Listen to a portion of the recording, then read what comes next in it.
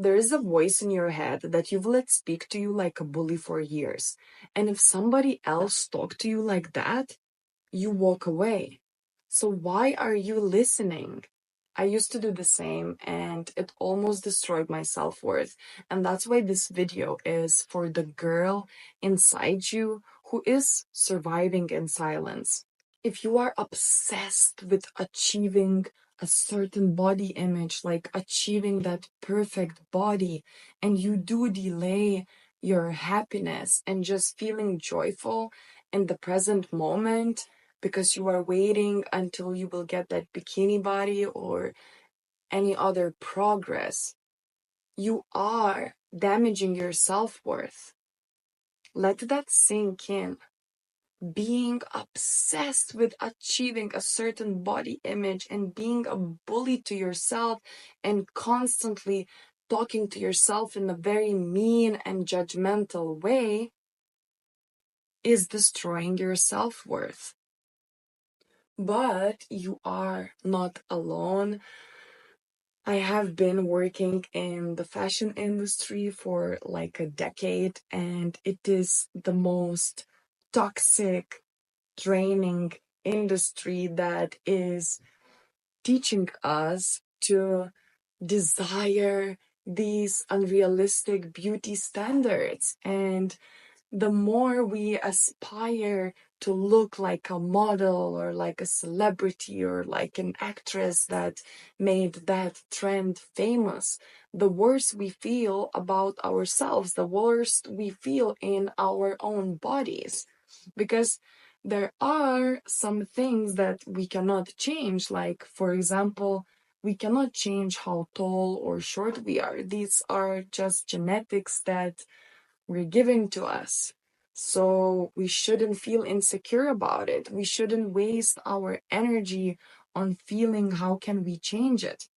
And don't get me wrong, I'm not saying that having a fitness goal to lose weight and build muscle and change anything about your physique and improve it and get fit is wrong. No, all those goals to have are good. But being obsessed with having that perfect body image and constantly bullying yourself and talking in a very nasty and mean way in yourself is not healthy. It is destroying your self-worth, and that's why you feel insecure.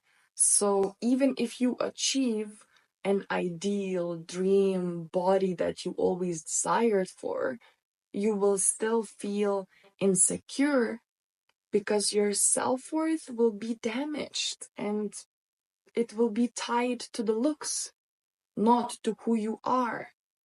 I would love to share with you a story that helped me find my self-worth, and hopefully it inspires you to define your self-worth in a new way and to not define your self-worth to your appearance, to your status, to your achievements, to how much money you make, to anything else but just who you are. So I want you to really think, what is your self-worth? What is it to you? What it means to you without your looks and without your appearances and without any other materialistic things that you might own or anything else. For me, personally, it was really hard to remember my self-worth when I was working in a modeling industry because I was constantly trying to shrink myself to become the skinniest version of myself. I was always aware of how I look. I was always comparing myself to other models. I was rejected or accepted because of my looks. Nobody gave a shit about my opinions and my beliefs and my values and my personality, you know? Nothing. All that mattered was my looks and how skinny I was. And that's why my self-worth was so strongly tied to my appearance, because literally my career depended on my appearance. So it was really hard for me to get out of that fashion industry bubble and rebuild myself and build a new identity for myself and crush those beliefs that don't serve me anymore and build new beliefs that skinny doesn't equal happiness, that I don't need to shrink myself and stay skinny to feel joyful or to be accepted somewhere or to feel good about myself. Actually, being skinny and working in a fashion industry only made me more insecure, and it made me forget what is my self-worth and who I am. After I have rebuilt my mindset and my beliefs and became actually confident through fitness and through becoming a coach and getting certified and actually helping people, I became really strong and I remembered what my self worth is. It's not how much I weigh, it's not my measurements, it's how I show up for myself. Thing was that when I changed that whole identity, for you now, it might seem that it happened in like a minute, and it happened fast, but this actually took many years and slow steps every year moving in a better direction for myself. I still felt not good enough. It was like I worked so hard. I changed my mindset. I worked on my beliefs. I worked on my body image.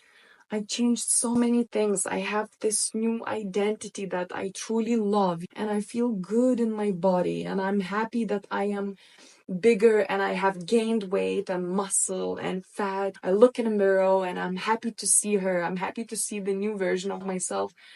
I still felt not good enough. Like something was missing. Some form of understanding about my own self worth was missing. So I went to a somatic healer in Bali.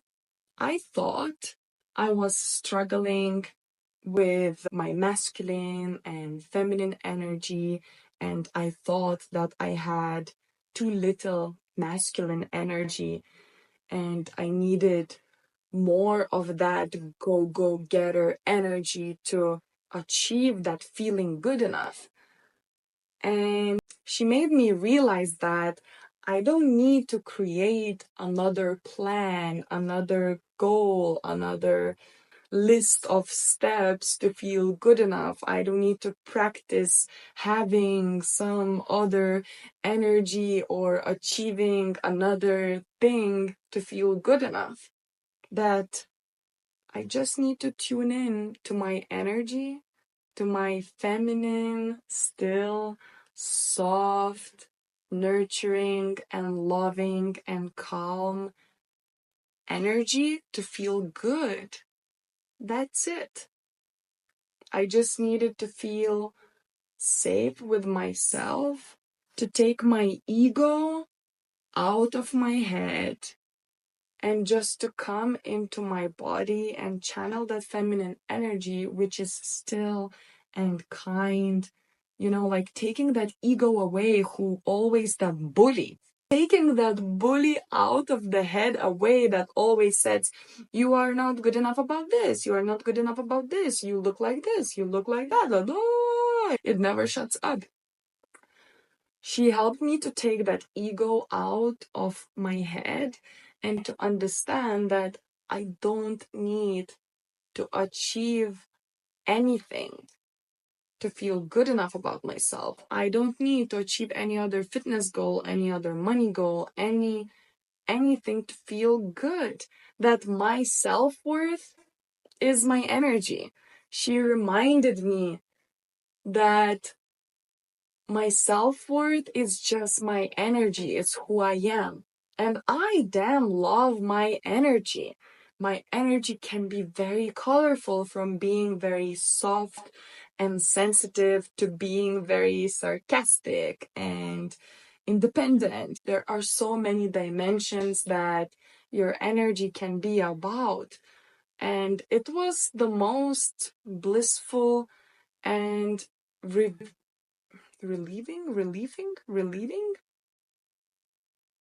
relieving, probably, thing that I have felt in a long time. And I hope that you hear this message and it helps you to let go of your insecurities, that it helps you to just sit with yourself, take away your ego out of your head and out of your body, take away those little personalities, some devils, some angels, some whoever you have inside there talking to you. Take it all out, just sit still, come to your body, get out of your mind, and just appreciate your energy.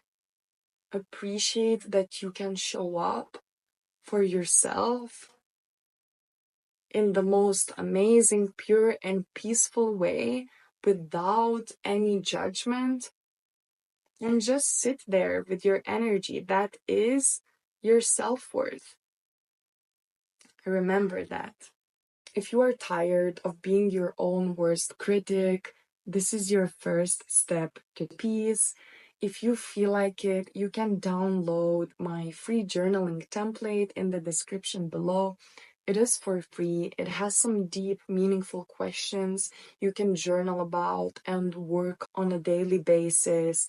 Dig deep, find out who you are, which thoughts and thought patterns no longer serve you, and learn to let go of them and learn to like your body and feel good in your own skin. Thank you for watching. I truly hope you feel better.